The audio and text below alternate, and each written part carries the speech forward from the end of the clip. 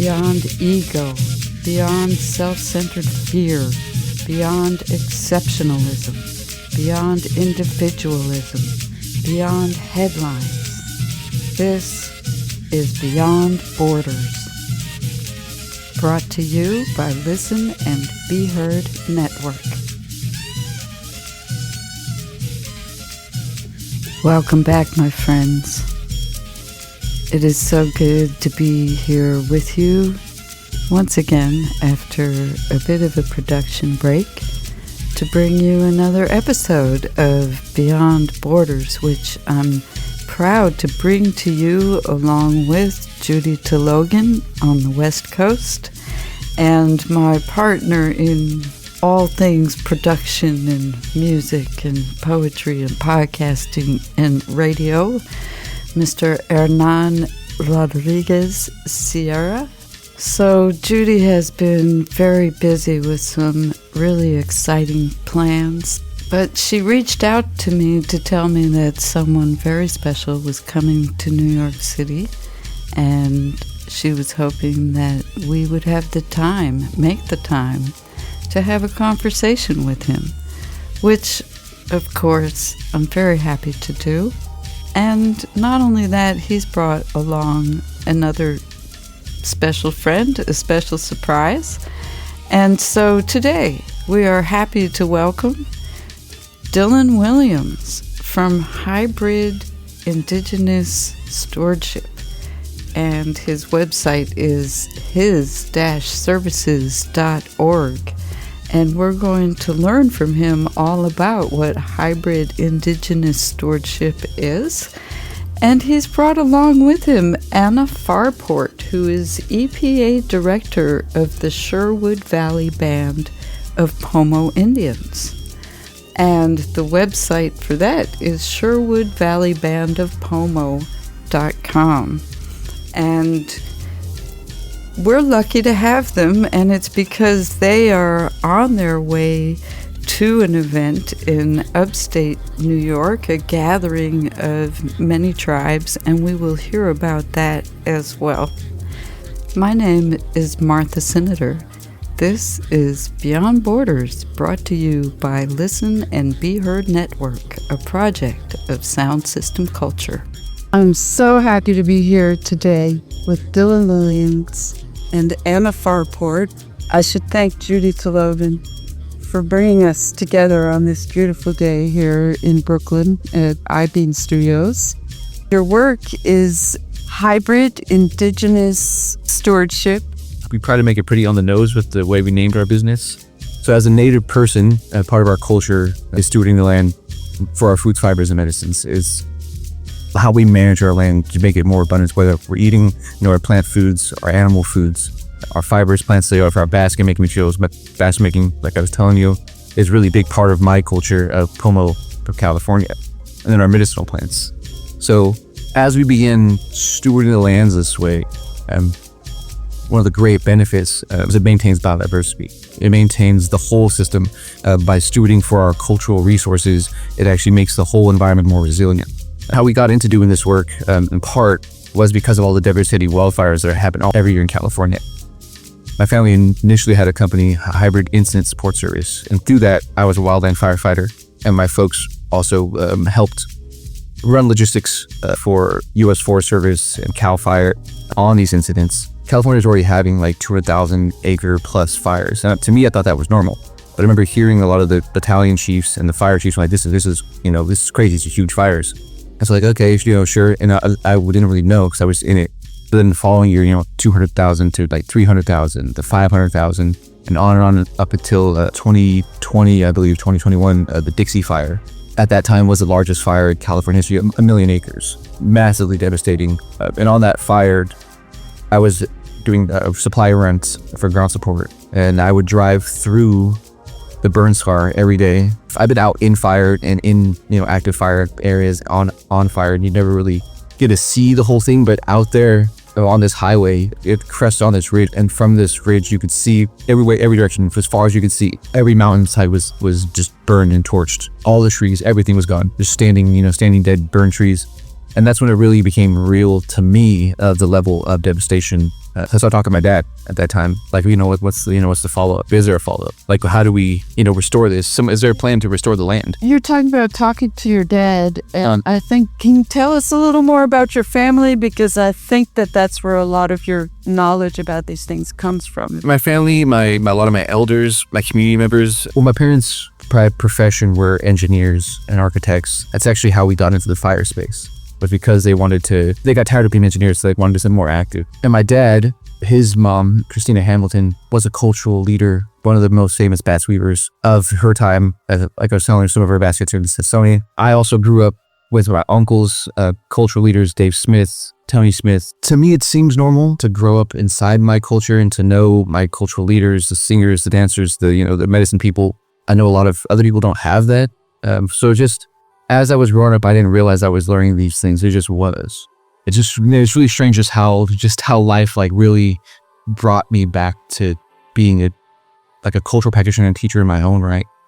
But just by learning it, like it was never really too much like sitting me down and teaching me this and this and this and this. It was all really just like observing and watching. They'd tell me some things now and then. It wasn't like a formal, teaching. It just was the life and how things were done. Going out fishing, going out gathering, all these things, just the way things were, living like indigenous people. But then I grew up, went off to college, didn't really care about a lot of that stuff.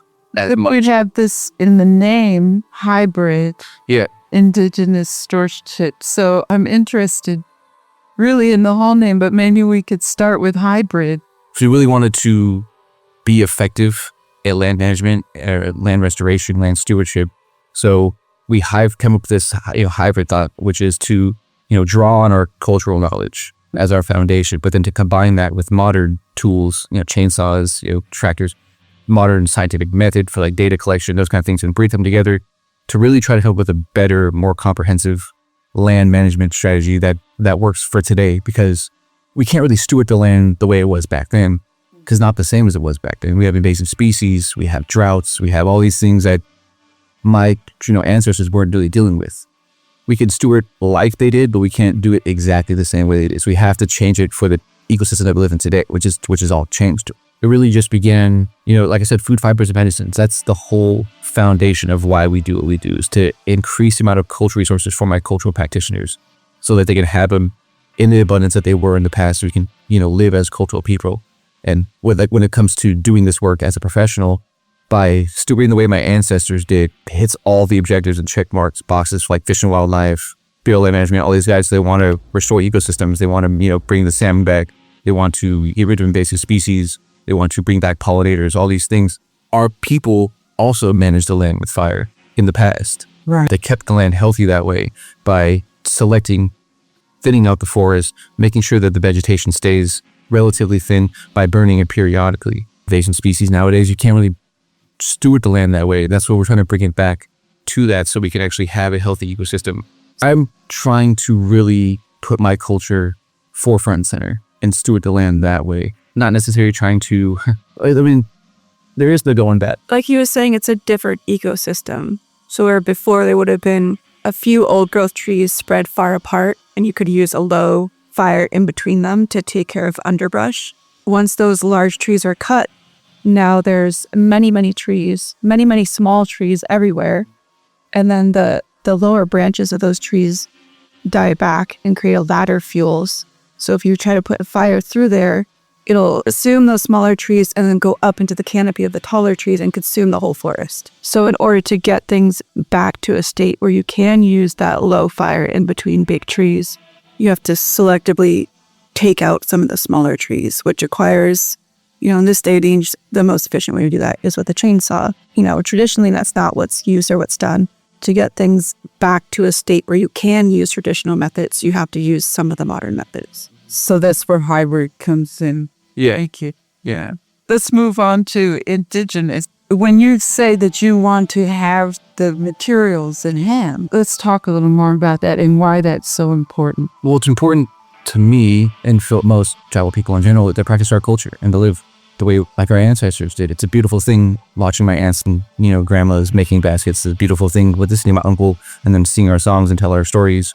But all those things require our cultural resources, like our willow for basket making or dogbane or dogwood, the ferns. There's like so many plants that we used and still use to make our baskets, to make our designs. So because I want to support my cultural people, that's why I do it to land, because it makes these things abundant. Right now they're really hard to get. They're growing in a way that's not able for them to make the baskets because they grow sick, they grow bent and crooked, and you need really young, fresh, pliable shoots that you can make and bend to make these beautiful baskets. And the only way to do that is by stewarding. So you could find these things out in the wilderness and in good condition, but a lot of my basket making people are their elders. They can't go off and hike in the woods like they used to. So I'm trying to bring these things closer to them and more abundance so they can just go outside their backyard and have these things, as opposed to having to trek around in the wilderness and try to find these things. When people are looking on your website and you're offering certain services to the general public. We usually work with the agencies, like I said, U.S. Forest Service, resource conservation districts. But there are some landowners who want to restore their land. So we can really do everything from the design and planning phase, like do a biological survey on your property to see what you have, what you don't have. And then through that, developing a plan on how to restore for, like I always refer to, my cultural resources, my cultural objectives, but also what the landowner, what the agency, what their objectives are. And they're usually pretty aligned, or I can usually find a way to interweave my cultural objectives into those regardless. So yeah, we can do really restoration from the tops of the headwaters and now to the bottom of the ocean and everywhere in between, whether it's waterways or riparian corridors, grasslands, woodlands, and now kelp forests, getting rid of invasive, they're not invasive, the purple sea urchins. We have some of our indigenous crew members are dive certified. The whole thing is just anywhere that the land needs to be healed and restored, we like to be able to be a part of that. Any parts of the process, whether it's, like I said, invasive removal, replanting, increasing the amount of forage and food for the deer, for our quails, for our turkeys, increasing fish habitat, and reintroducing beaver back in the ecosystems. No, that's such a scarcity of beaver on the East Coast. Back in California, they're almost extinct. So that's a big thing we're pushing for now is reintroduction of beaver or beaver mimicry, so that we can add that component back into the ecosystem, because they're a keystone species that allows water to reside and stay put, so we don't have such devastating fluctuations of drought in California. I studied a little bit about analog beaver dams, and I tried to apply some of that when I was living on like 6 acres in South Carolina, and really was trying in a lot of ways learning how to do restorative agriculture, or I don't even know if it's agriculture really. But I kind of came to that through hearing about permaculture, but then I started understanding, it really sort of led me to, permaculture is kind of based more on native wisdom to begin with. And I'd like to hear from you, because there's different ways to come to this work. And I hear about land back, which I think alarms some people. And you and I were walking here talking about rematriation.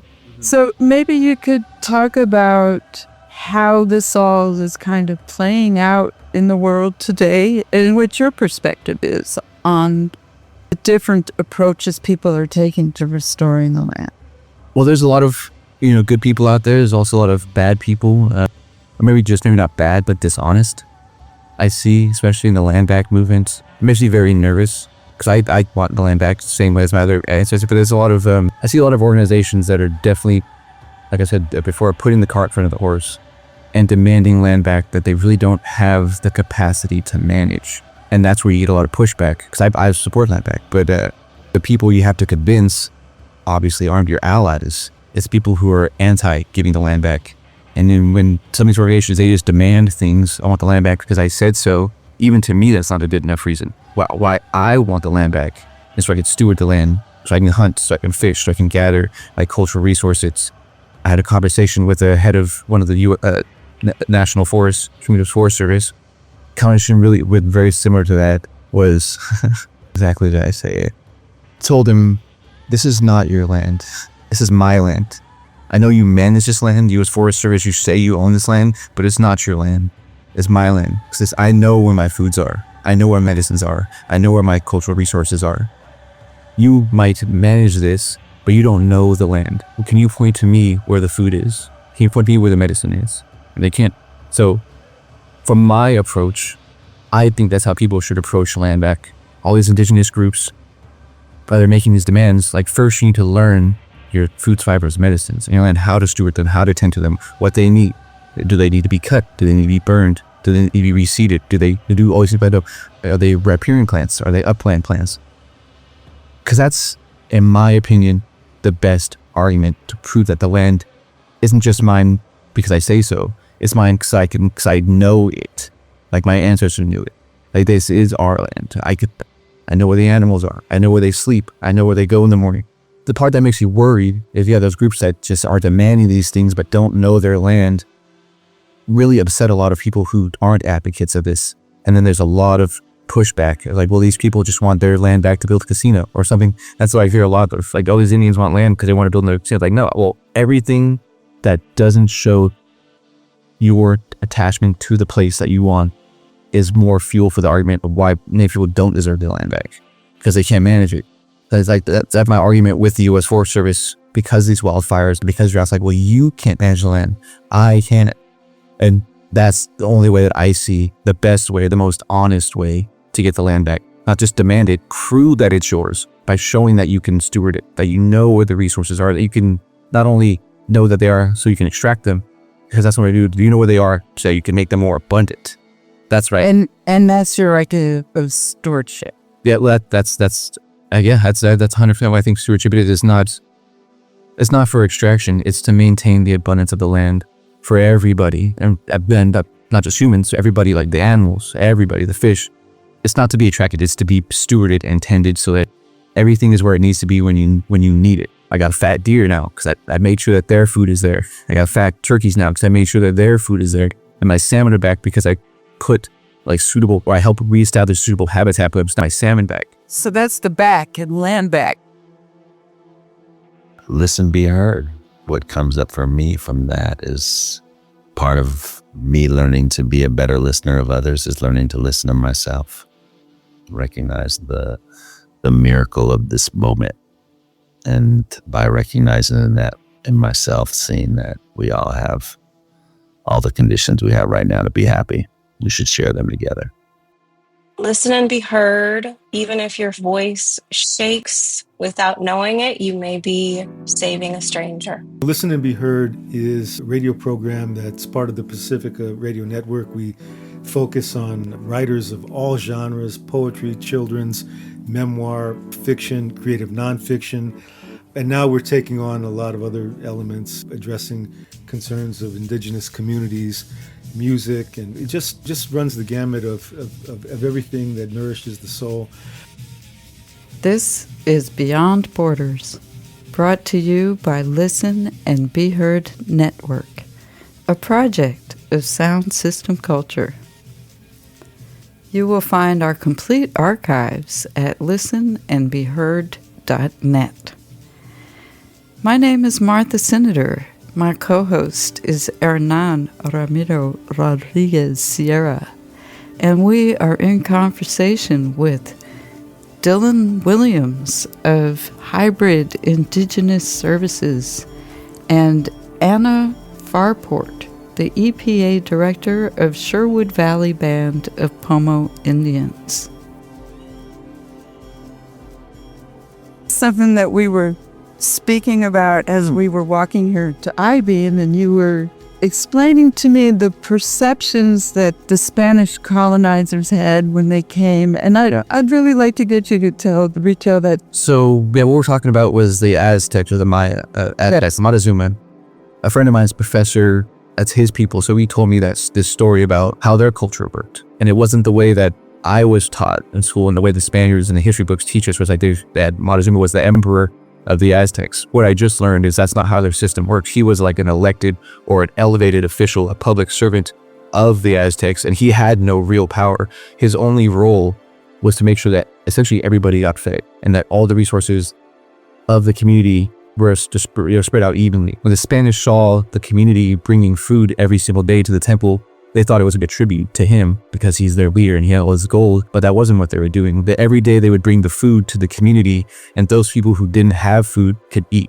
And if someone's, the floating gardens that they've made in the city there, if someone's garden didn't do well for whatever reason, the community would help support you.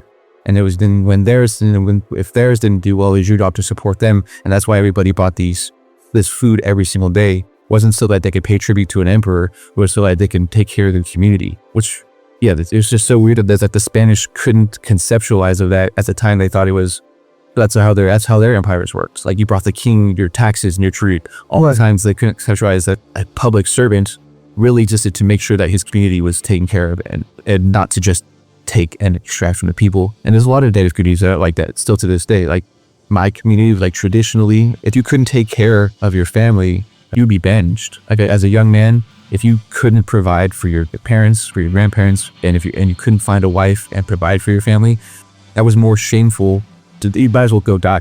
That was like a very shameful thing, to not be able to provide and take care of people. If you couldn't do that, they would have said, like, you had less respect in the community than an infant, than a baby who's not trying to do anything. I grew up with that kind of understanding. At least it was from my mother. So it was very beautiful what you're saying, because it sucks that you have to sit here and mark it, explain it to the white man. I have to explain it to the world, something so basic and beautiful and logical, right? I think, right? And that you have to sit here and explain it to people, that you have to sit here and talk about land rights and explain to people what that means, when that was never the concept, to have to sit here and try to talk into a capitalist system that's killing us daily. Yeah. At leisure. And you're able to explain that. I mean, I'm just beginning to understand that, thanks to the work that I've met with Martha and with Judy. And for the first time I'm 58, and the first time I'm acknowledging and understanding what that means. There's so much work to do, but you're already doing it. I guess it's a logical thing that somebody would end up being taken care of by some grandmother or grandfather or the person. Two-spirit, that whole idea of two-spirit, it came from America. It wasn't anything, being gay was not a thing, or, right. It was just an acceptance of life, and it was really taking care of the land. Yeah. And the land takes care of you, and the perception that the Spanish had completely lost, which is, yes, religiously they decided to take that away, because it was also taken away from the European perceptions. Always that the indigenous people are always there to save the white man still, right? And then yeah, thank you very much. I'll show you how to do that. Then they take it and I'm going to show you what land rights are about. Well, it was your role to take care of your community.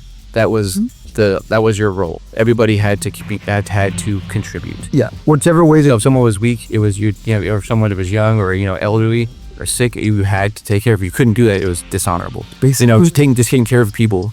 Yes, human. But that even today, like you were saying about this larger society that we live in, just constantly taking. I had this talk at San Diego with a lot of agency heads the other day ago.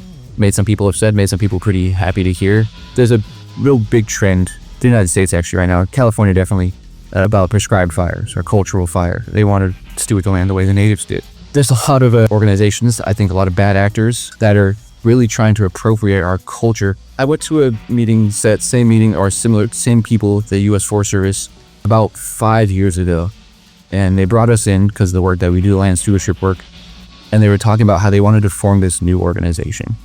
And the forest manager said, we want to create this new organization that can extract tribal cultural knowledge so that we could update the U.S. Forest Service land management strategy. And they did. They created this organization called the Tribal Eco Restoration Alliance, TERRA. They proclaim themselves as a tribal organization, and they're not. They were founded by white people to extract our cultural information and sell it to the feds, and they're still doing this. So I had this talk with the agencies about a week and a half ago, and I said, you want to know how I know that you guys are appropriating our culture? It's because you don't want to be a part of my community. You don't want to reverse assimilate into my community. You don't want to learn my songs. You don't want to learn my legends. You don't want to live in my houses. You don't want to come to our parties. You just want to pick and choose the parts of my culture that allow your agency to have a better land management strategy. So you want my cultural fire. You want my traditional ecological knowledge, but you don't want the legends. You don't want the why we do what we do. You just want the how. And then I said, what I hear from the agencies, this combination I always hear from you guys is this. I'm an agency. I have a program. How do I utilize the tribes to meet the objectives of my program? Check a box. Like with how the conversation should be, it's I'm an agency. Or I'm a nonprofit or whatever, because the nonprofits do the same thing. Right. This checkbox. And you tribal involvement. We talked to an Indian, checkbox. Now with the tribes are involved, that's not the case. But I said the conversation should go like this. I'm an agency. I'm a nonprofit. I have all these resources. How can I utilize my resources to meet the objectives of the tribe?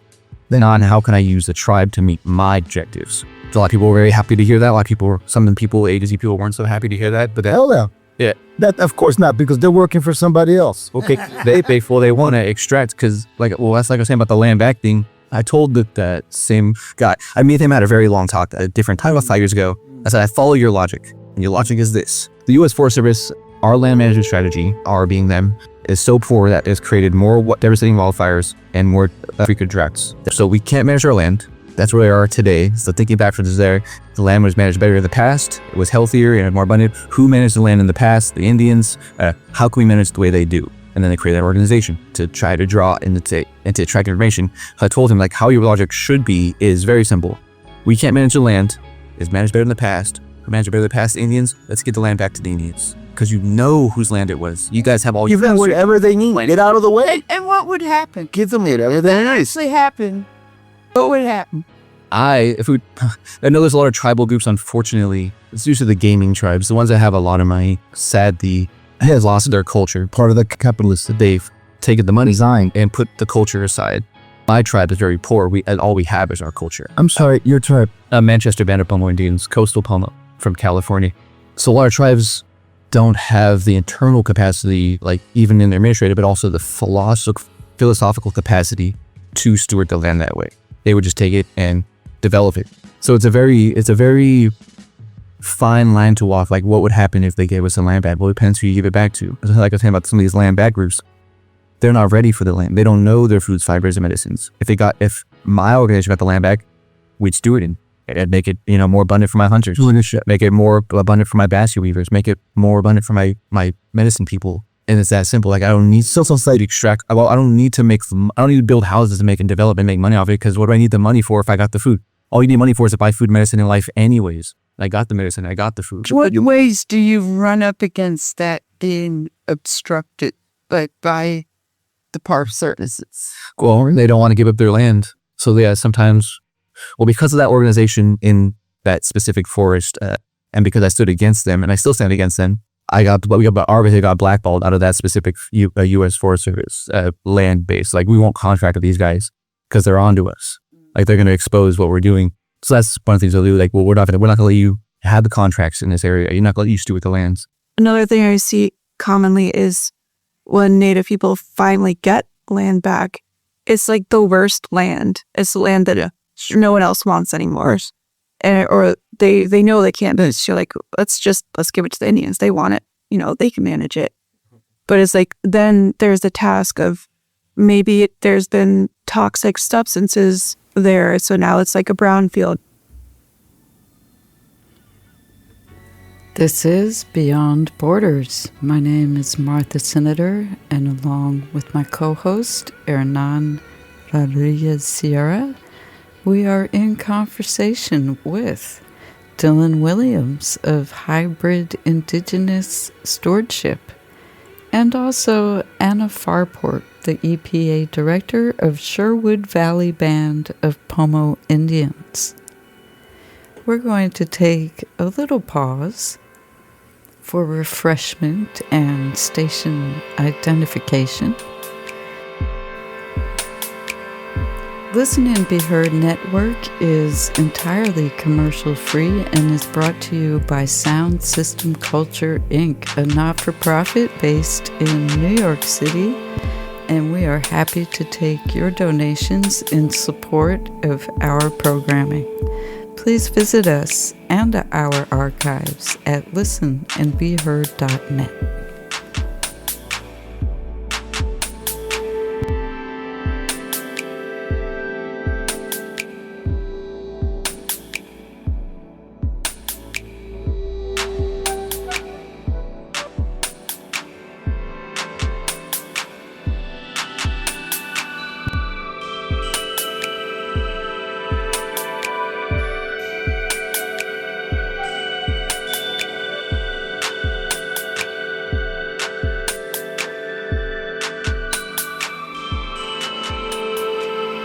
This is Beyond Borders, and our guests today are Dillon Williams of Hybrid Indigenous Stewardship, and Anna Farporte. I'm the environmental director for the environmental program at the Sherwood Valley Band of Pomo Indians.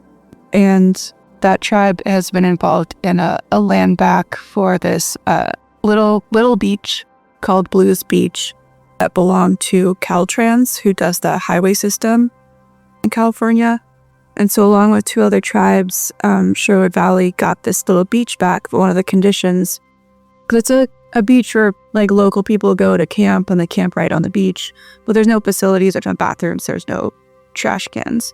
So Caltrans was like, we'll give you the land back, but you have to install bathrooms, you have to monitor it, you have to have trash cans and watch over it and put up a gate and all these conditions. And if you can't do those things within 5 years, we're just gonna take it back from you. So it's like they put on the tribe, do all these things that we're not even doing, we can't even do. But if you can't do them, we're just gonna take it back. In the New York Times, they talked about, and of course, they make it look like this, but what's the truth? This is probably the truth. It's like, yeah, we got it back. And they put a picture of people celebrating, of like, yeah, American Indian, blah, blah, blah, blah. Because I know these bad actors, people are playing that, and then you have these like, yeah, we'll give it to you. But, and then like in a year and a half, people are drunk because they're dealing with alcohol. They're doing all sorts of things that the white man has brought forth. Not the white man, but the world itself. And now that, it's almost accepted, right? Where the same thing has been occurring since the white man had arrived. And it's not even about white versus black anymore. It's exhausting but it's this government thing. It's a culture that'll do it. And then we have some of the people. I have some quote unquote artist friends, or also, especially with the South American perspective of like, they go to Peru and so they discover this person and like, oh, now everybody gets a degree in being a shaman.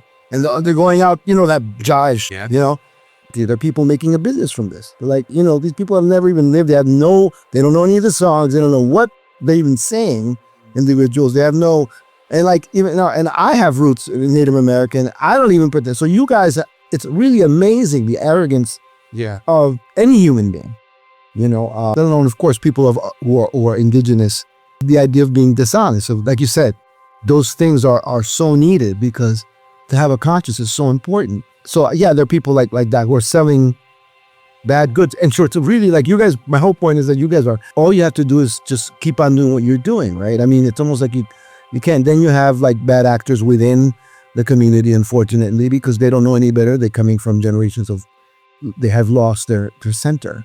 Yeah. With me, I'm just learning more now.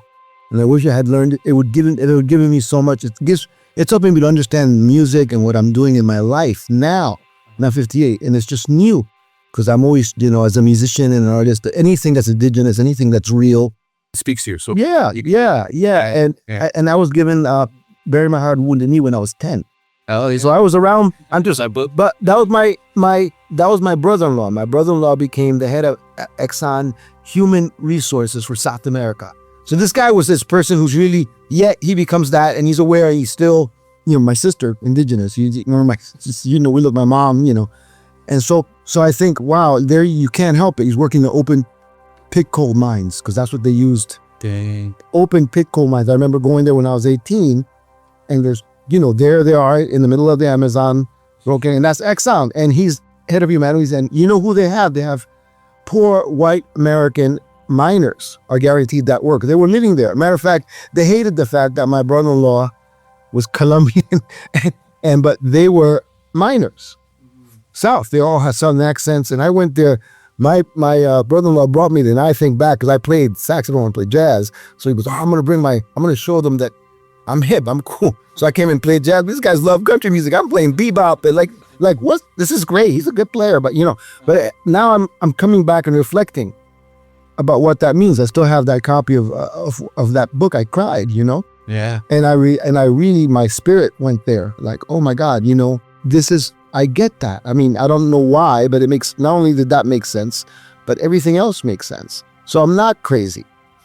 It seems like we all feel that way, or at least a big part of our country. You don't have to be native to appreciate and understand having things torn away from you. It happened to white people too. Like, had their culture taken away from them or torn from them. That's what we're talking about, the Irish. Right. I love the Irish because of their resistance. They're also an occupied people. They're white, occupied by the British, who also were trying to to eliminate their culture.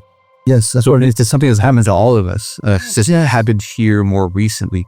Thankfully, also unthankfully, this jackass in the White House, right, my language, this is creating a situation. I think our society is coming to the pivot point where a lot of people are saying that they're over this culture we have, this philosophy that we have, and they want something new and better.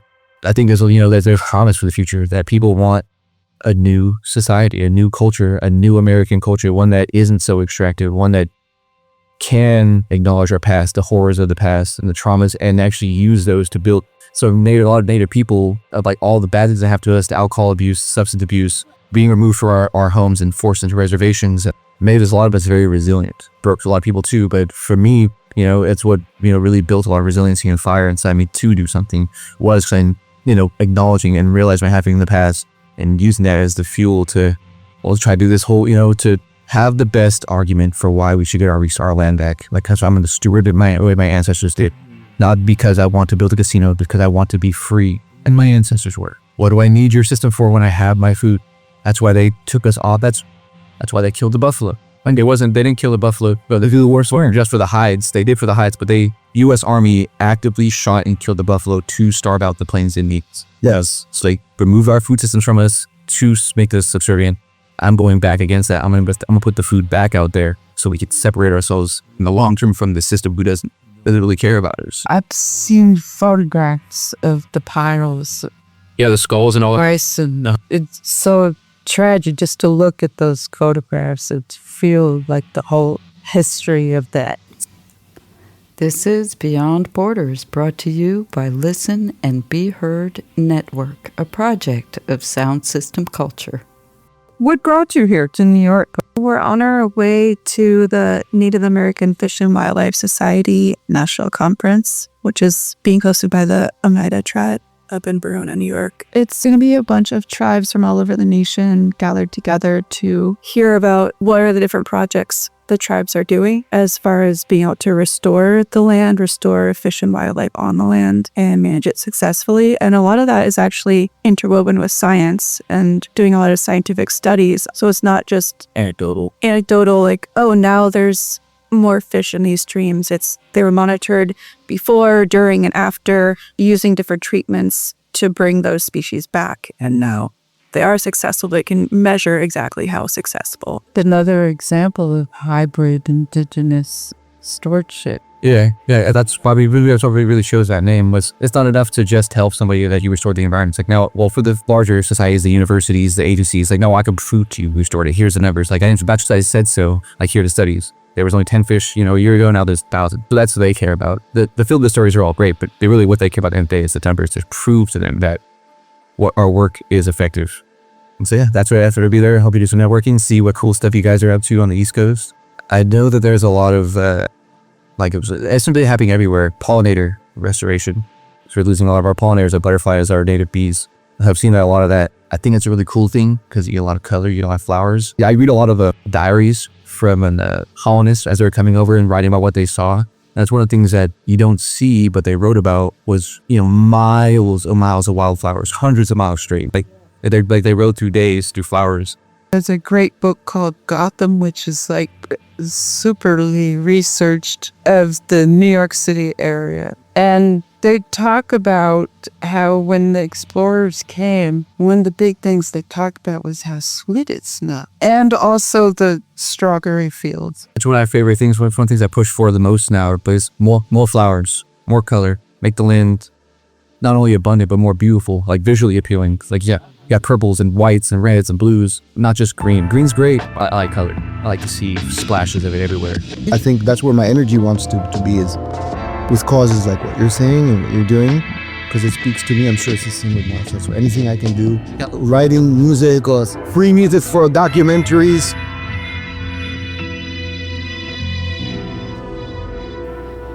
Listen as the sound enters my inner ear and vibrates through my inner plane, my biosphere, to each cell in my body. Can you hear me?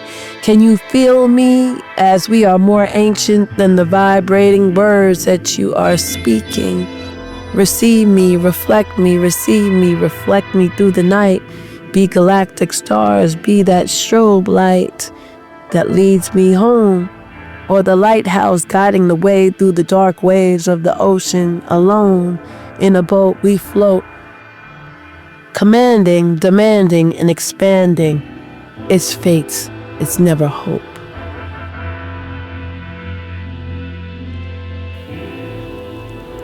This is Beyond Borders.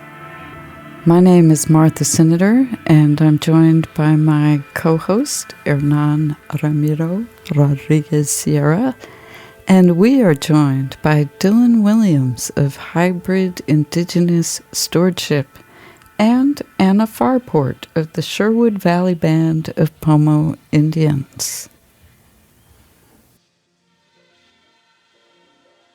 You have a wonderful website, his services, which is Hybrid Indigenous Stewardship. Who would you like to hear from, and how can they get in touch? It'd be nice to do some work out here in New York just to learn about you guys' plants and learn what the tribes, what their culturally significant species are, what their medicine plants are, share some of my medicine plants with them. Well, that's the most fun about being nature, is learning who's who and who gets along with you. Like, there's plants that you like to grow together. So it's like, who are the buddies? No. You guys had different buddies out here that I got that going. Right. So it'd be great to learn about that and do more work out here in the East Coast, just for that's so different than back home.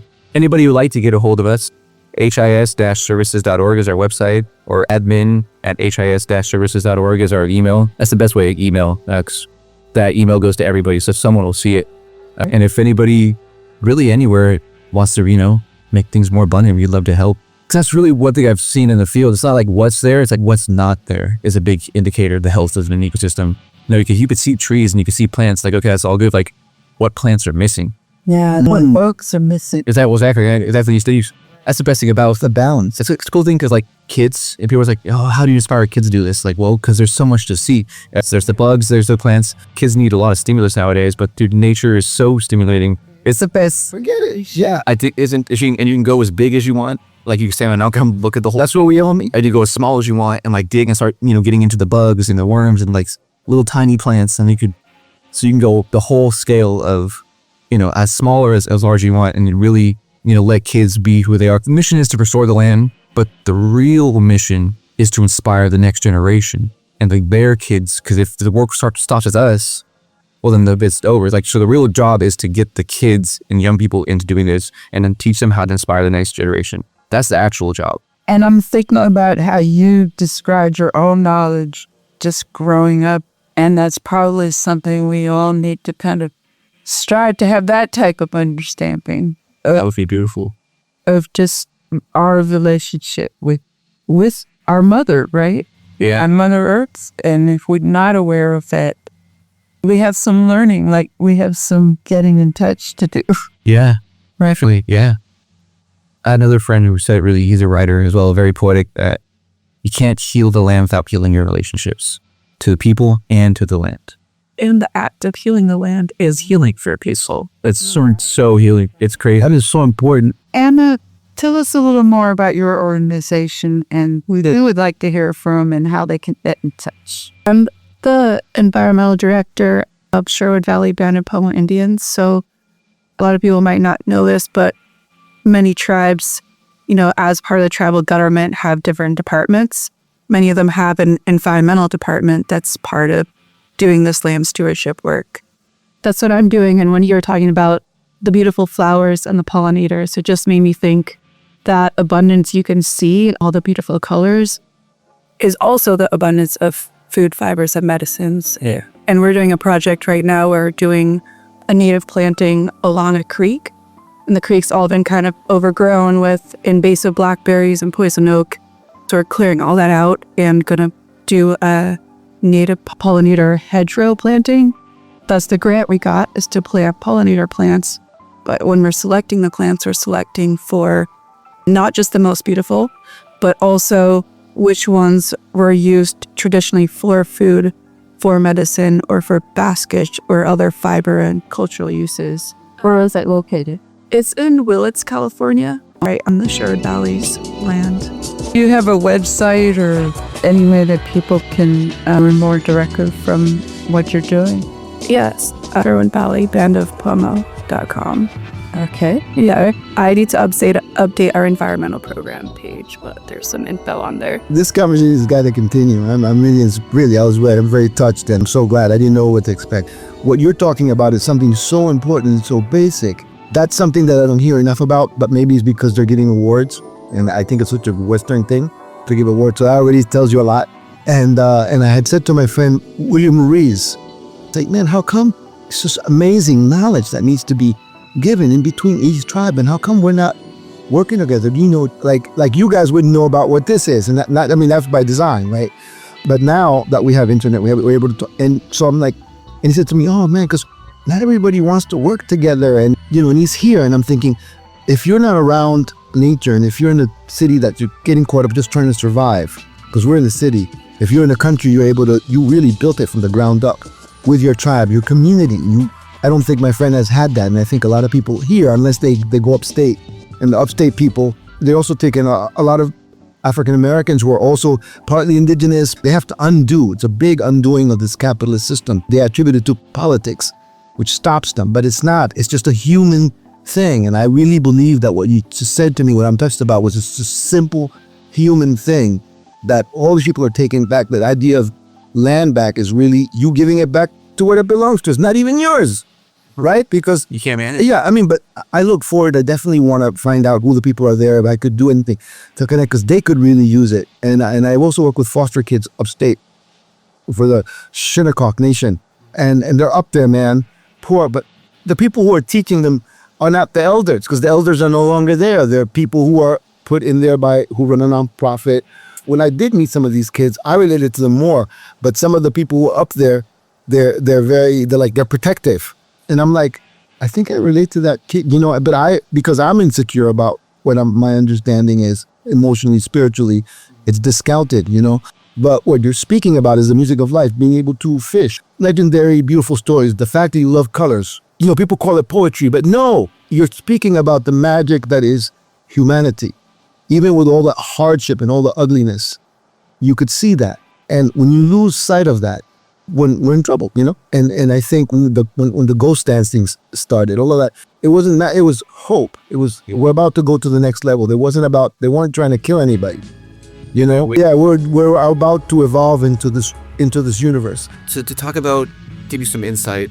He said who's real and who's fake. I'm very protective of my cultural information, my knowledge, my right. It's interesting. I had another talk the other day about the internet's made a very interesting society where people feel like they're entitled to information that's not theirs. And a lot of our cultural information, you learned by being initiated. You had to earn the right to learn these things. And then when you learn these things, some of these things were meant to be kept secret. That's what makes them sacred, is the fact that they're secret. And there's a lot of people, native people, who like to be forefront and center, and never really had the attention they want. So now they know a little bit of knowledge, and they want to spew it to everybody, so they get the attention. The Indian who has something, but they only have half the truth. So that's one thing I'd be looking out for: people who just spew things that you like. Should I be hearing this?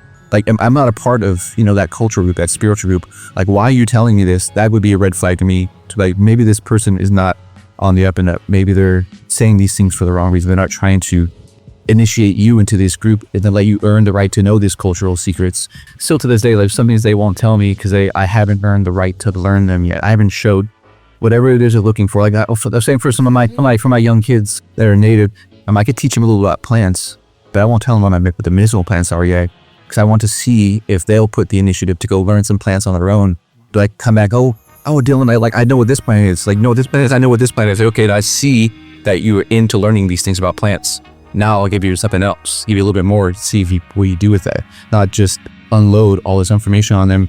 We have all of our people who they fit in. Not everybody's a plant person, not everybody's a fire person or a water person. But when they are, and you find who are part of your group, then you can begin to, that's having me just initiated piece by piece, and I learned these things from my elders. And there's things, that are very, very secret. The fact that they told me is the honor, and I won't tell anybody till I found the next person that I can tell these things to. And I'll probably be very old by the time that comes. People, there's a lot of people always, clawing at them to tell the secret, tell them the secret. Sometimes, there's unscrupulous other tribal others who will tell the secret, and it's just wrong, and it whittles down and undermines our cultural sovereignty. Because I said the internet made everybody feel like they're entitled to know every bit piece of everybody's culture. whether you respect the spiritual part or not, that doesn't matter. It's just the information to being downloaded into your head, and which makes it unholy, makes it unsacred, because you don't value that information. It's just something you can grab. And so I think that's like a big part of creating these values, this philosophy that I have, that I think the Greater Society is bringing back initiation rites, teaching people how to maintain a secret, how to keep something sacred inside of you, because now it's yours to hold. It's not yours to hold to brag about, it's yours to hold and know that you hold it. And no one needs to know that you know. It's for you to know, not for everybody else. Again, the whole other concept, like if you think about a textbook, going to school and you get your textbook and everybody just gets the same thing, right? And this is like a completely different approach. Yeah. Knowledge. Right? Yeah. I was thinking about the ethical responsibility that is in you, which is really beautiful. I'm wondering, it's so hard, like people are psychological, emotional understanding that you have, because that's what you just said, understanding when you're ready. It takes a lot of self-awareness and a lot of self-discipline to remain humble in this world and to remain teachable.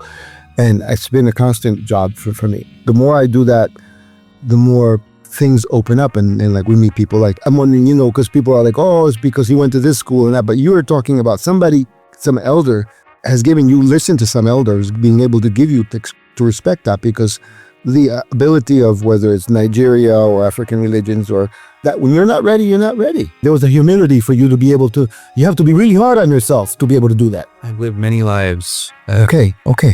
The whole spectrum. So yeah, I've been humbled to know that I don't know much about anything, that I'm not as capable as I dreamed I would be and everything. When you're young, you think you're invincible. Oh, yeah, brains, I could be, Superman. Not that I still don't want to be Superman one day, maybe now, but I'm not. And acknowledging that, I learned, I learned just to not, just to be honest. It really comes down to just honesty. You can lie to everybody in the world, probably lie to yourself, but inside that it's a lie.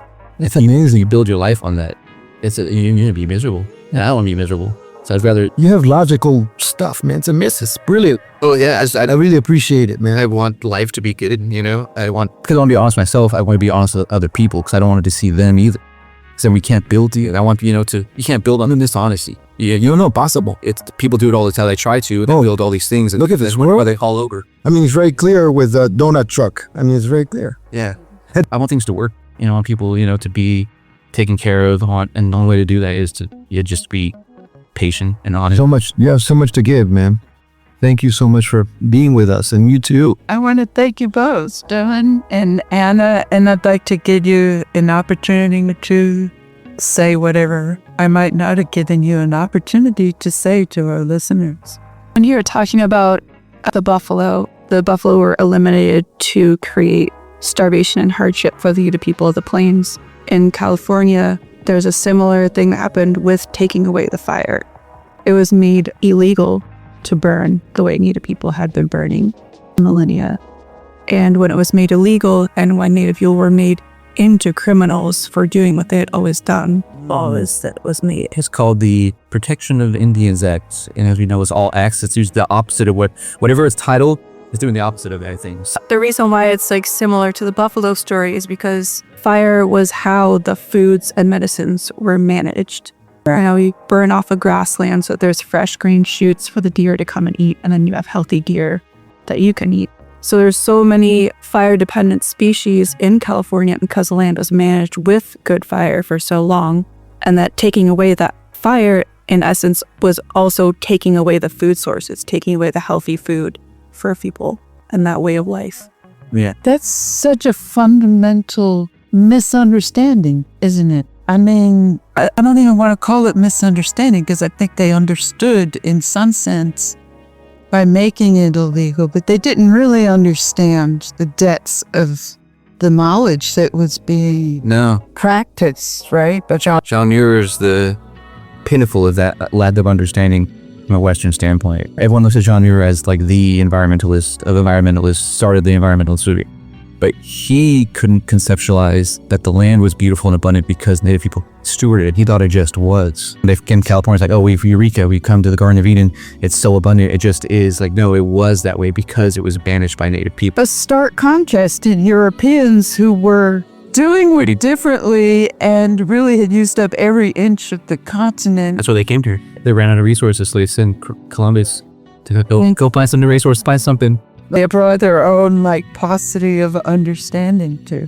So bizarre. I'm glad we have the histories. We're breaking it down for folks here at Listen to Be Heard Network. Something that's just for listeners to learn a little bit of my language. Yahui is thank you in Pomo. So Yahui. And for everybody who's listening, put that in your pocket. Word of the day. Thank you. I want to thank you both so much for joining me here on Beyond Borders, and I want to thank Judy Tologan, Auntie Judy, for facilitating this whole meeting today here in Brooklyn at ID Studios. And thank you, Hernán, as well, for joining us. Thank you so much. A pleasure. Thank you. Wow, pleasure. Yahui. Good day, Yahui.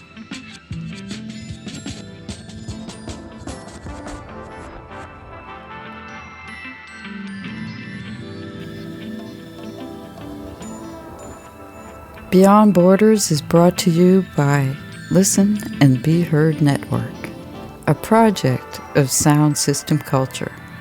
Please visit us at listenandbeheard.net, where you will find the complete archives of all of our podcasts and some very interesting columns as well.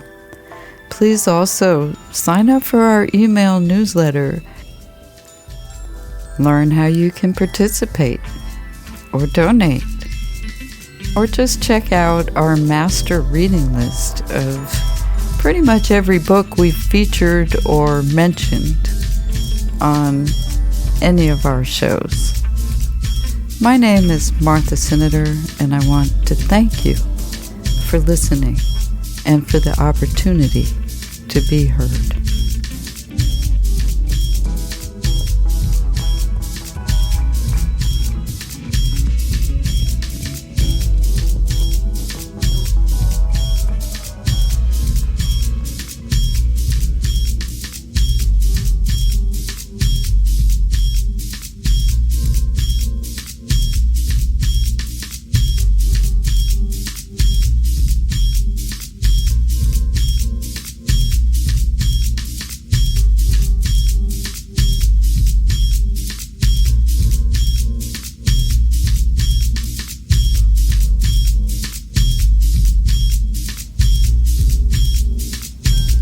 Beyond Borders is brought to you by Listen and Be Heard Network. Please visit our archives at listenandbeheard.net.